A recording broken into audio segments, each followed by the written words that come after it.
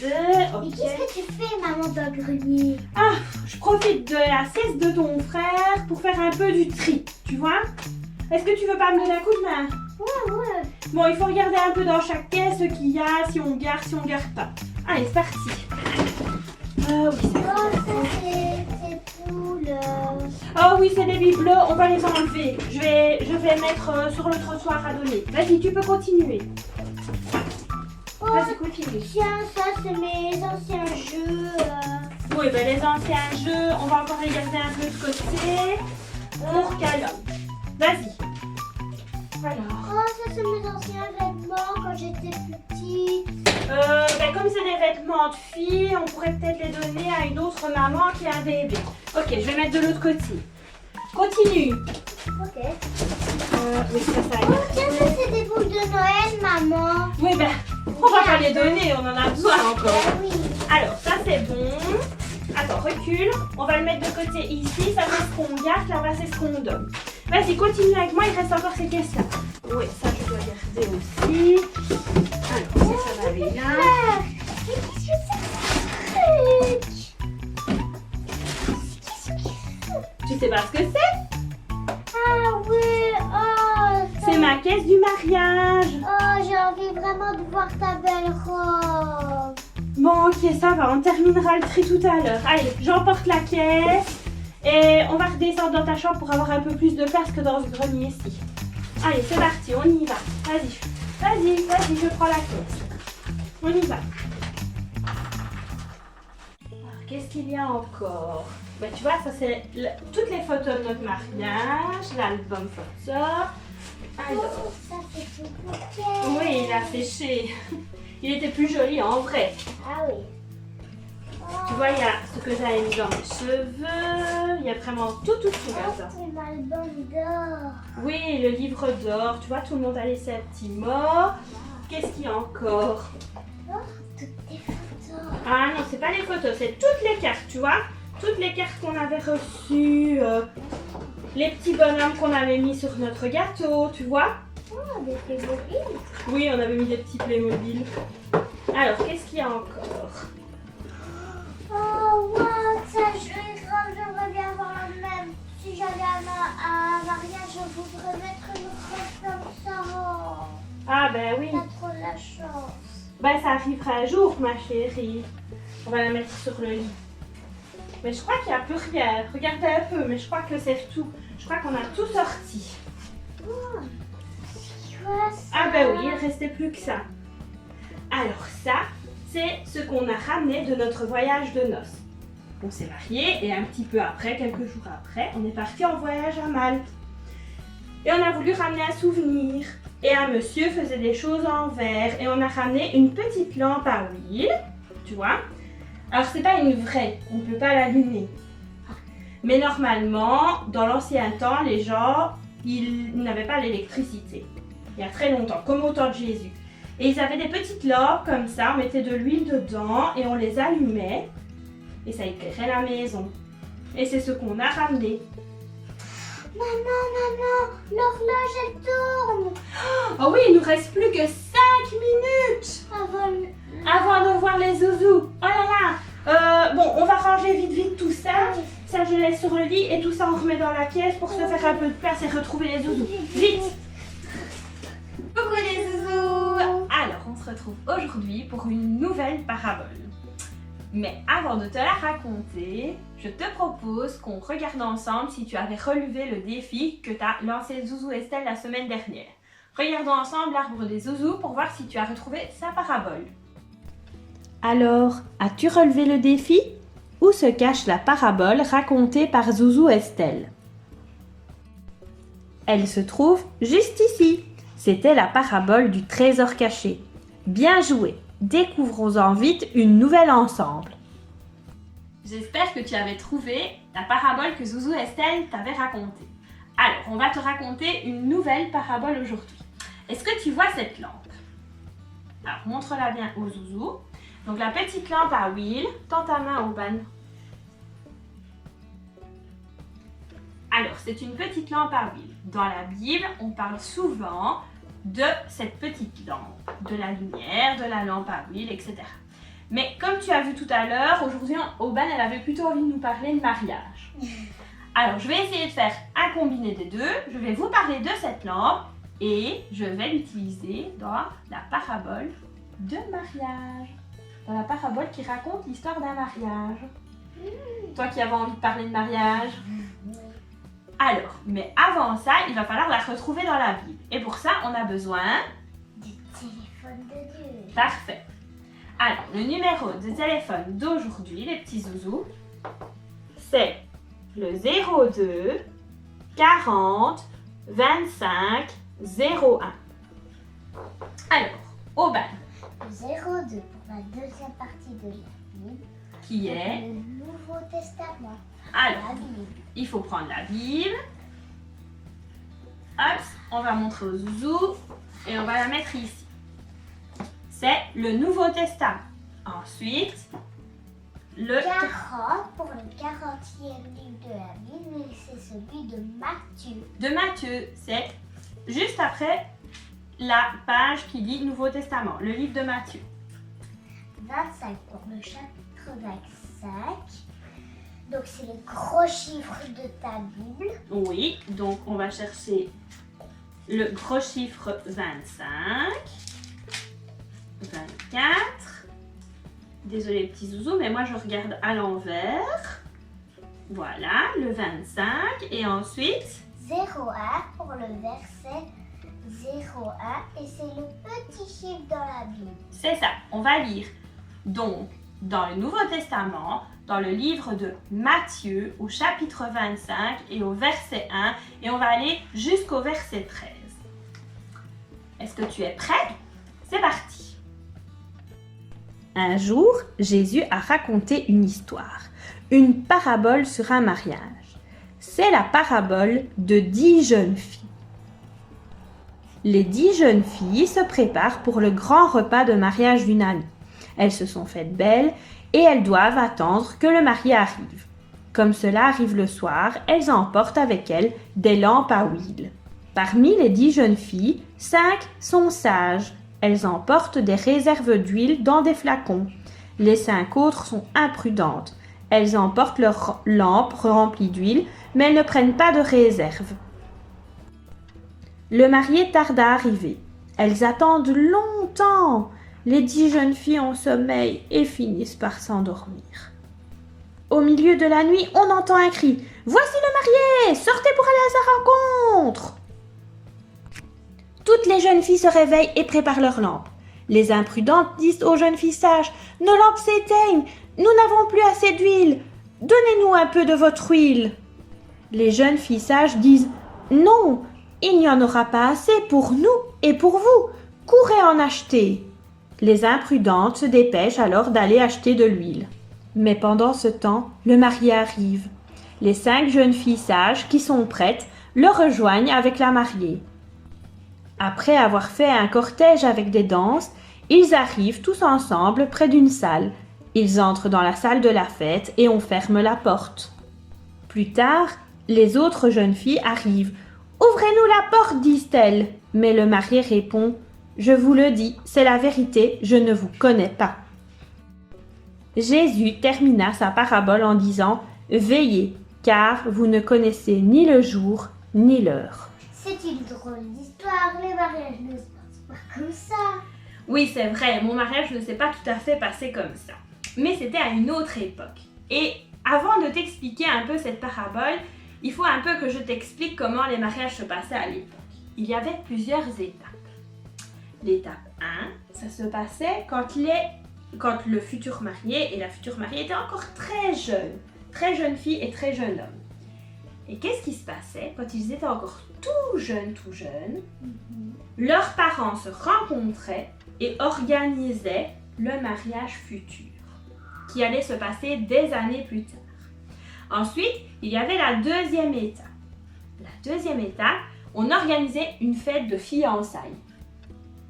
Le jeune homme et la jeune fille se rencontraient, ils échangeaient leurs vœux. Nous, maintenant, on fait ça pendant le mariage. Eux, ils faisaient ça pendant les fiançailles.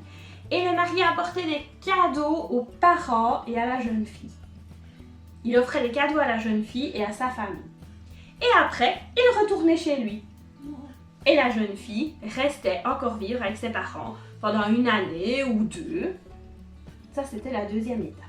Et puis, il y avait enfin la 3e étape, le souper du mariage. Et ça se passait souvent tard le soir, voire pendant la nuit. Et qu'est-ce qui se passait? La mariée se faisait belle, puis ses copines venaient chez elle. Alors, quand il y a un mariage, qu'est-ce qu'on fait? Quand on va au mariage d'une copine, on se fait belle, on se maquille, on se coiffe. Les copines venaient. Tout le monde attendait que le marié arrive. Et on attendait, et on attendait, on attendait. Et puis, le marié arrivait. Et tout le monde sortait de la maison. Et on faisait un grand cortège dans les rues. Et tout le monde dansait jusqu'à la salle où on faisait la fête. Et après, tout le monde rentrait dans la salle, on fermait la porte et on mangeait, on dansait, on faisait le grand repas et la fête. Et seulement après ça, ils étaient mariés. Et c'est justement pendant cette 3e étape que se passe notre histoire. Voilà, ce que je viens de t'expliquer, c'est pour t'aider à mieux comprendre l'histoire. Maman, t'as déjà été à un mariage d'une amie? Oh oui, c'est super! D'abord, on choisit sa robe, ensuite on s'habille, on se coiffe, on se maquille, on se fait vraiment belle, et puis après, on est impatient d'être à la fête. On a envie de danser, de manger le bon repas. Et à mon avis, c'est ce qui s'est un peu passé pour les 10 jeunes filles. Elles devaient être impatientes que le marié arrive pour faire la fête. Celle qui était imprudente était trop impatiente. Tu as raison. Je pense aussi qu'elles étaient trop impatientes. Elles devaient certainement déjà penser à la fête après. À penser aux danses qu'elles allaient faire ou aux repas qu'elles allaient manger. Et donc du coup, elles n'ont pas été très prudentes. Elles n'ont pas prévu assez de réserve d'huile. Elles ont oublié d'y penser. Oui, mais après, il était trop tard. Et oui, et c'est justement ça que cette parabole veut nous dire en fait. On sait que Jésus est remonté au ciel. Zouzou Estelle t'en a déjà parlé dans une autre vidéo. Mais on sait aussi qu'un jour il reviendra. C'est écrit dans la Bible. Est-ce qu'il reviendra demain? Est-ce qu'il reviendra dans 1 an? Dans 10 ans? Ou même peut-être dans 100 ans? On ne sait pas. On ne sait pas. Mais en attendant, comme on ne sait pas quand il arrivera, on doit être prêt. Est-ce que...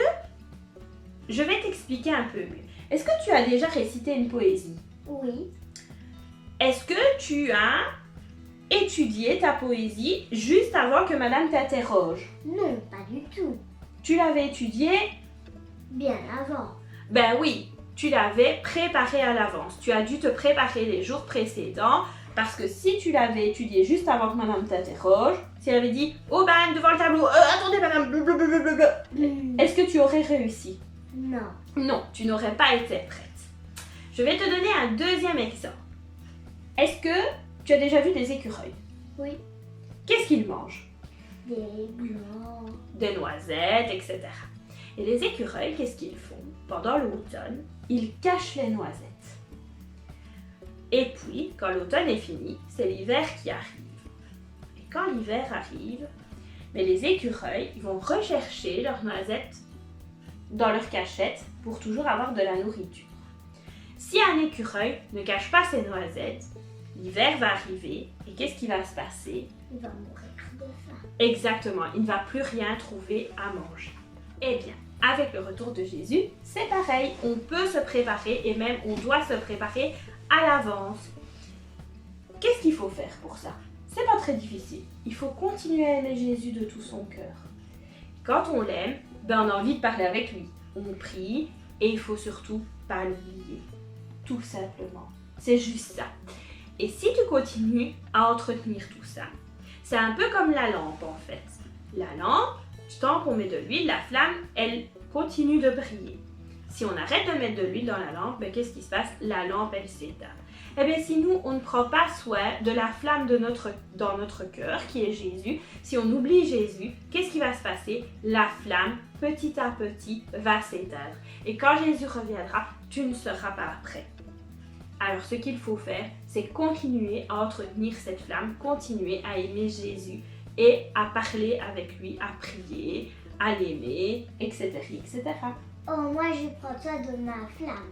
Super!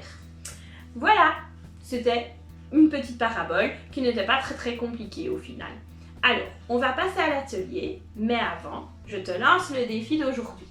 N'oublie pas de ressortir l'arbre des zouzous et de colorier la parabole qu'on a vue aujourd'hui. Alors, de qui est-ce qu'elle parlait? Souviens-toi un petit peu, regarde un petit peu, il ne doit plus te rester beaucoup de cases. Hein? Et sans plus attendre, nous passons à l'atelier. Allez, on va aller à l'atelier, c'est parti, on y va. Alors, on se retrouve pour l'atelier. Alors, l'atelier d'aujourd'hui, on va créer ensemble une lampe à huile. Parfait, une lampe à huile comme dans l'histoire que nous venons de voir. Alors, pour cela, d'abord, avant toute chose, il faut la surveillance d'un adulte. C'est obligatoire avant de commencer à faire quoi que ce soit parce qu'on va utiliser du feu et c'est interdit pour toi d'utiliser du feu sans la présence d'un adulte. Quand tu as trouvé ton adulte, on peut rassembler le matériel nécessaire. C'est parti au bal. De l'huile d'olive. Parfait. Une mandarine. Une mandarine ou une clémentine. Un couteau qui coupe. Oui, un couteau qui coupe, c'est mieux. Des allumettes. Des allumettes. Et une planche. Et une planche. Bon, c'est parti. Alors, on se fait de la place. Attention avec les couteaux parce que ça coupe. Alors, on va prendre la clémentine. On la met comme ça. Et on vient couper à peu près à la moitié. Alors, sans enfoncer le couteau. Il faut juste faire une petite ligne tout autour. Faut pas trop enfoncer. Le but, c'est pas de la couper en deux. Voilà. Voilà, on voit la petite ligne tout autour. Et alors, il y a une partie sans tige et une partie avec la tige. On va d'abord enlever la partie sans la tige. Alors là, on n'est pas obligé d'être très délicat. On peut l'enlever tout simplement, puisqu'on n'en a pas besoin pour la suite. Alors, avec tes doigts, il va falloir enlever l'autre partie délicatement. Si tu as peur de ne pas être assez délicat, tu peux prendre une petite cuillère et avec le dos de la cuillère, il va falloir soulever l'écorce de l'autre partie. Donc la partie avec la tige. Donc moi je passe avec une petite cuillère, c'est plus facile qu'avec les doigts qui sont parfois un peu trop gros. Donc on soulève, on décolle en fait toute l'écorce. Et puis alors il va falloir enlever délicatement. Maintenant que je l'ai décollé, ça va un peu plus facilement. Et il faut faire très attention à garder la tige. C'est la partie la plus délicate. Il faut absolument avoir cette partie-là qui reste bien au milieu. Sans ça, on n'a pas de mèche pour la lampe. Alors, la mandarine, je la mets de côté. Je la mangerai pour le goûter. On n'en a pas besoin. Alors, on a presque fini déjà. On prend l'huile d'olive. On en met dans le fond.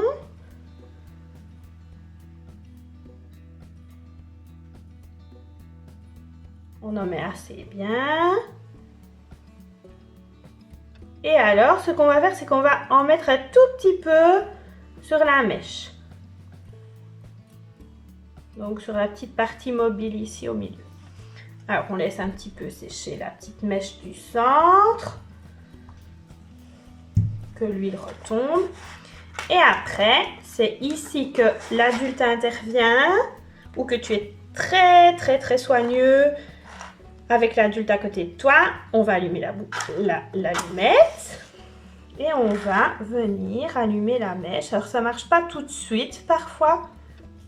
Si on a mis un peu trop d'huile, ça ne marche pas tout de suite. Il faut être un peu patient. Voilà, je pense que ça commence à s'allumer.